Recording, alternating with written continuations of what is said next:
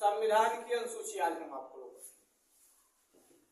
भारत के संविधान में कुल अनुसूची कितनी थी वर्तमान में और पहले कितनी थी।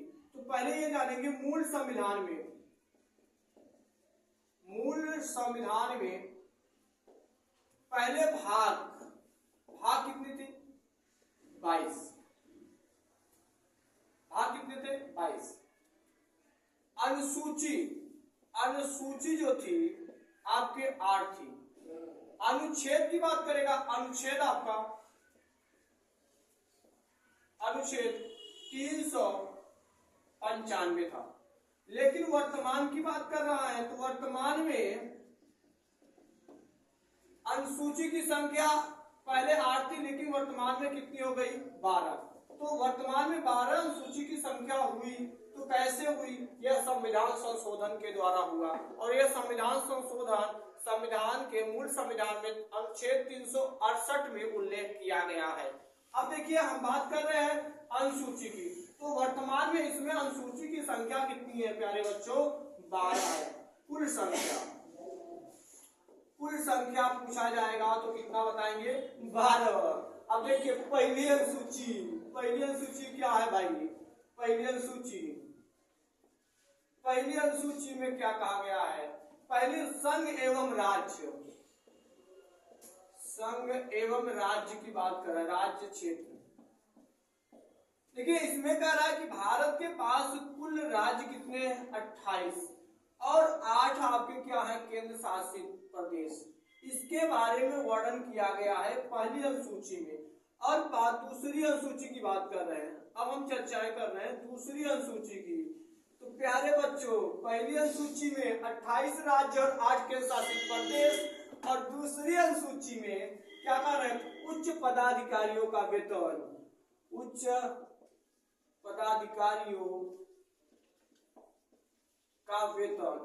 वेतन की बात कर रहा है। मतलब पैसा की बात कर रहा है। पैसा मतलब 2 नंबर से आदमी खूब पैसा कमाता है, खूब बड़ा आदमी बनता है।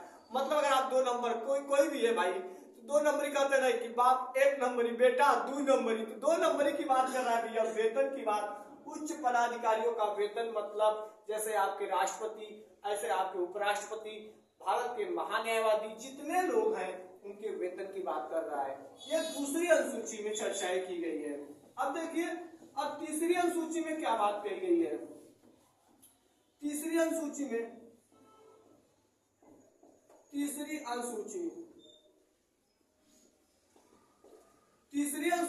शपथ की बात की गई है। शपथ किसके? उच्च अधिकारियों के शपथ का वर्णन किया गया तीसरी अनुसूची में। अब चौथी अनुसूची में किसकी बात करिए? राज्यसभा के सीटों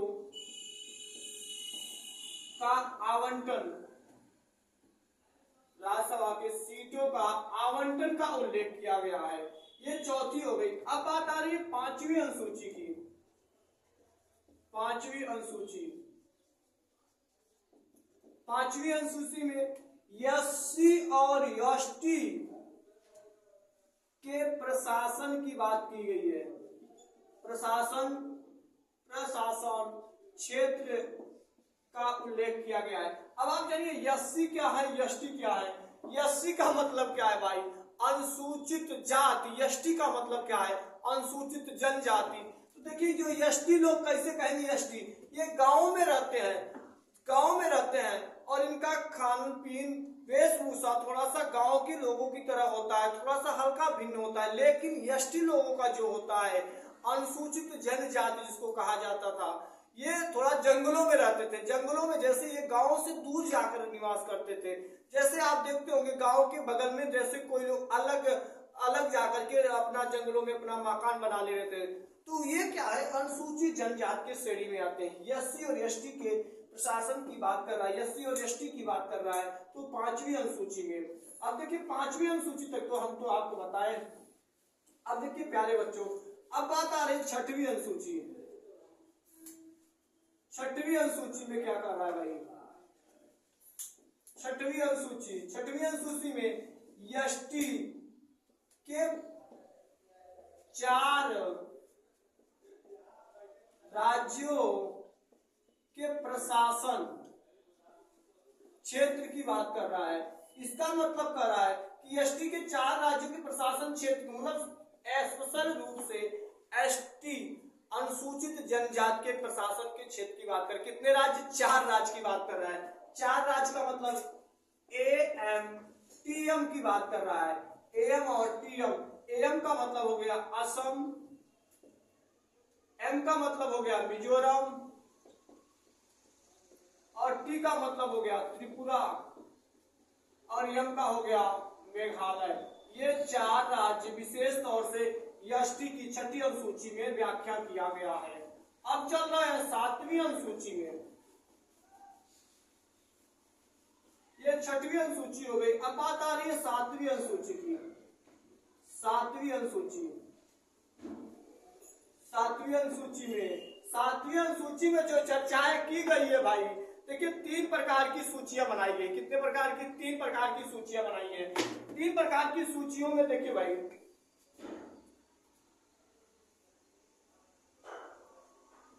एक आपका हो गया संघ सूची, दूसरा हो गया राज्य सूची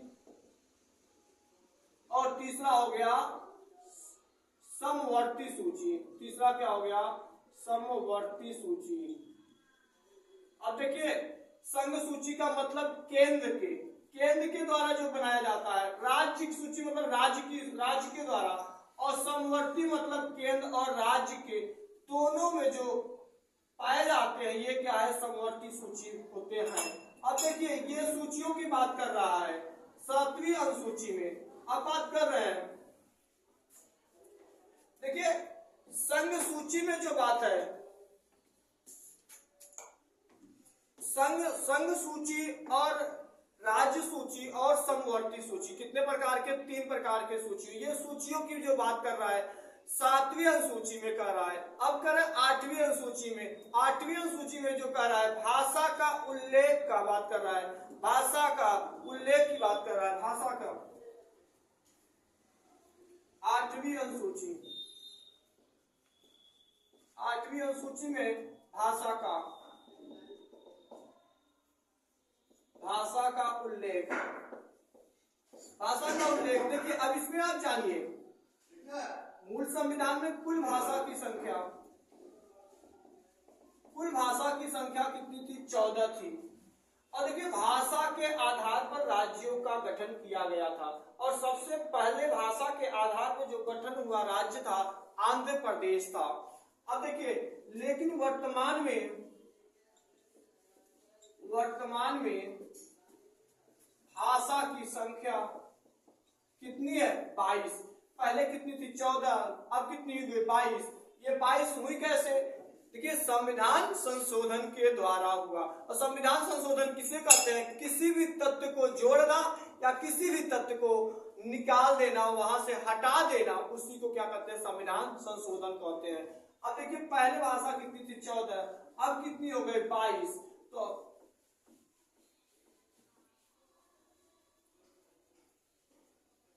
अब देखिए 15वीं भाषा, जो आपकी 15वीं भाषा जो बनी 21वें संविधान संशोधन, 21वें संविधान संशोधन 1967 में कौन सी भाषा बनी भाई? सिंधी भाषा बनी। कौन सी भाषा बनी? 21वें संविधान संशोधन 1967 में सिंधी भाषा को जोड़ा गया। अब देखिए 15वीं हो गई। अब बात करते हैं 71वें संविधान संशोधन 1999 के द्वारा। 71वें संविधान संशोधन 1999। अब देखिए 71वां संविधान संशोधन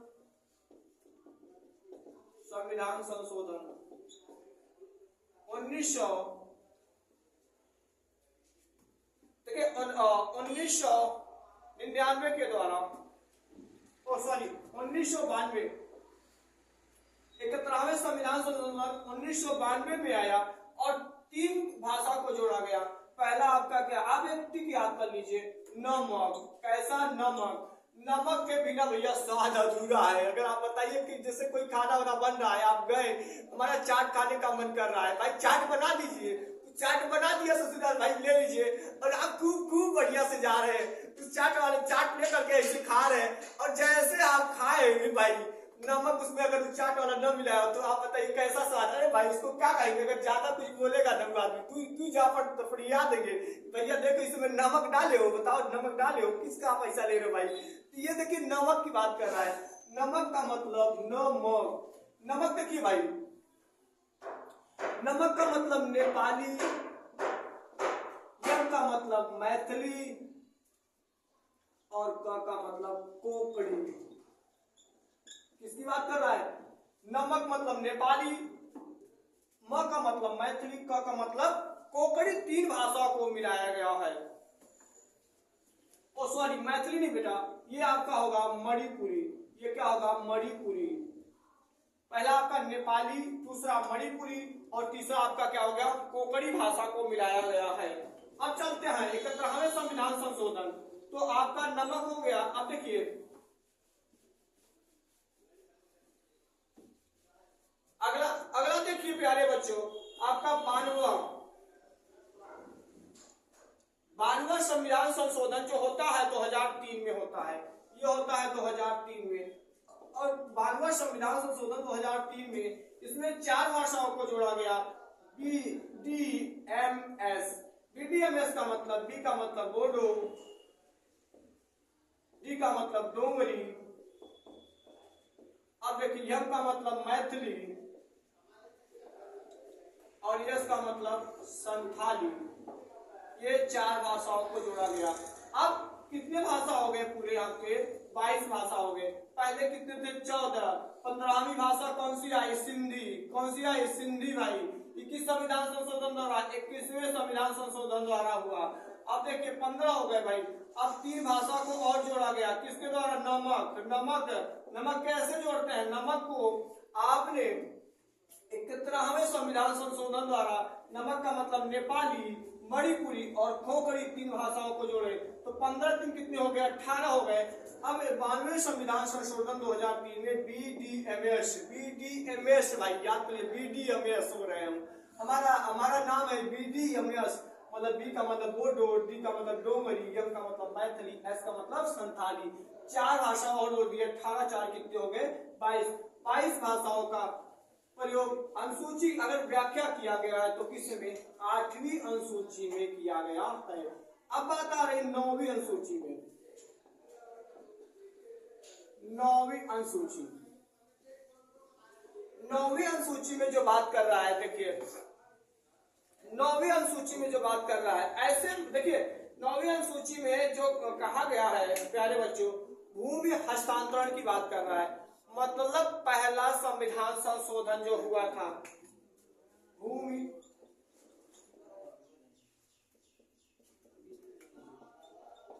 हस्तांतरण, ये भूमि हस्तांतरण मतलब पहला संविधान संशोधन, पहला संविधान संशोधन, ये पहला संविधान संशोधन कब हुआ था? 1952 में हुआ था। भूमि हस्तांतरण का मतलब यह है प्यारे बच्चों कि जैसे आप जो है सरकार की जमीन है, आज सरकार की जमीन है, आज सरकार जैसे मान लीजिए आपका रोड है भाई, और रोड के बगल में आपका मान लीजिए जमीन, और कुछ रोड को उसके जमीन को आप घर और बना लिए, वीआईपी से घर और बना के रह रहे हैं। तो अगर मान लीजिए उस सरकार को जरूरत पड़ेगी तो आपका जो घर बनाया है उसे बुलडोजर चला देगा। तो आप देखिए जब बुलडोजर चला, आप इसकी चुनौती किसी भी न्यायालय में नहीं दे सकते हैं। मतलब ये कह रहा है कि पहले संविधान संशोधन द्वारा 1952 में किया गया, ये भूमि हस्तांतरण की चर्चाएं की गई, किसमें? 9वीं अनुसूची में। अब बात आ रही है, अब आ रही है 10वीं अनुसूची में। किसकी प्यारे बच्चों? 10वीं अनुसूची। 10वीं अनुसूची में, 10वीं अनुसूची जो बात कर रहा है, दल बदल की बात कर रहा है। किसकी बात कर रहा है? दल बदल की। और दल बदल का मतलब जैसे हम मान लीजिए विधायक जी है, हम मान लीजिए किसी भी पार्टी से, एक पार्टी में विधायक है और हम अपना दल जो है दूसरे दल में बदल दें, एक दल से दूसरे दल में चले जा रहे हैं, तो तो ये कहा गया कि दल बदल का प्रावधान जो 10वीं अनुसूची में किया गया है। अगर आपसे पूछा जाएगा कि संविधान दल बदल 52वां संविधान संशोधन दल बदल का उल्लेख किया गया है, ये किसमें है? 10वीं अनुसूची में। अब बात कर रहे हैं 11वीं अनुसूची। किसकी बात कर रहे हैं? 11वीं अनुसूची। 11वीं अनुसूची में भाई देखिए, 11वीं अनुसूची में देखिए ग्रामीण का ग्राम पंचायत का उल्लेख किया गया है। और किस संविधान संशोधन द्वारा? 73वें संविधान संशोधन द्वारा। किस संविधान संशोधन द्वारा? 73वें संविधान संशोधन 1952 द्वारा ग्राम पंचायत का उल्लेख किया गया है। प्यारे बच्चों, जैसे मान लीजिए जो आप देखिए ग्राम पंचायत का उल्लेख 73वें संविधान संशोधन 1952 में किया गया।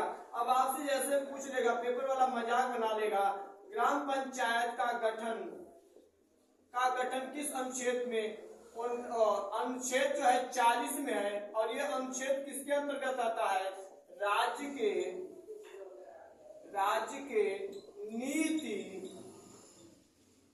के नीति निदेशक तत्व के अंतर्गत आता है।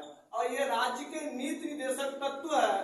भाग अगर आपसे पूछा जाएगा प्यारे बच्चों, तो भाग किसमें है? 4 में। और इसके अनुच्छेद पूछा जाएगा तो 36 से लेकर के 51 तक इसको आप बता दीजिएगा, राज्य के नीति निदेशक तत्व। और राज्य के नीति निदेशक तत्व किस देश के संविधान से लिया गया है? तो यह लिया गया है आयरलैंड से। कहां से? आयरलैंड से। इतनी बातें हम आपको बता दिए।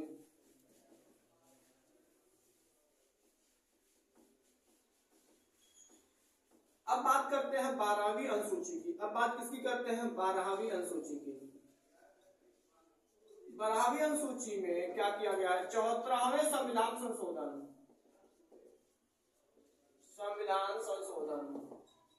74वें संविधान संशोधन ये कब हुआ? ये भी 1992 में हुआ। तो इसमें नगर परिषद का उल्लेख किया गया है, मतलब नगर निगम की बात कर रहा है, नगर निगम का उल्लेख किया गया है। नगर पंचायत की बात कर रहा है किसमें? 12वीं अनुसूची में 74वें संविधान संशोधन 1992 नगर निगम की बात कर रहा है। तो देखिए प्यारे बच्चों, एक बात याद रखिएगा। अब देखिए जैसे एक साल में जैसे पहली अनुसूची में कहा जाएगा तो संघ और राज्य क्षेत्र की बात करेगा। किसकी बात करेगा? संघ एवं राज्य क्षेत्र की बात करेगा। किसकी? संघ एवं राज्य क्षेत्र की बात करेगा।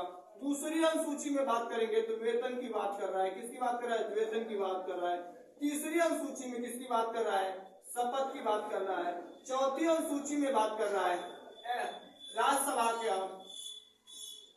राज्यसभा के सीटों की बात कर रहा है, सीटों के आवंटन की बात कर रहा है। और 5वें में जो कर रहा है एससी और एसटी के प्रशासन की बात कर रहा है, ये प्रशासन की बात कर रहा है। और 6वीं में विशेष तौर से एसटी के प्रशासन की बात कर रहा है प्यारे बच्चों। और 7वीं में सूचियों की चर्चाएं किया है, सूचियों के बारे में बताया है। और 8वीं में जो प्यारे बच्चों भाषा का उल्लेख किया गया है, ये 8वीं में है आपका। और देखिए प्यारे बच्चों 9वीं में जो कहा गया भूमि हस्तांतरण की बात कर रहा है। किसकी बात कर रहा है? 9वीं में भूमि हस्तांतरण की बात कर रहा है। अब हम चलते हैं 10वीं अनुसूची में। 10वीं अनुसूची में दल बदल की बात कर रहा है। किसकी बात कर रहा है? दल बदल की बात कर रहा है। 11वीं अनुसूची में ग्राम पंचायत की बात कर रहा है। किसकी बात कर रहा है? ग्राम पंचायत की बात कर रहा है। और 12वीं में जो कर रहा है अनुसूची वह नगर परिषद का उल्लेख की बात कर रहा है। ये आपके पूरे अनुसूचियां हैं, पहली, दूसरी, तीसरी, चौथी, ये सारी क्या है? आपकी अनुसूचियां हैं प्यारे बच्चों।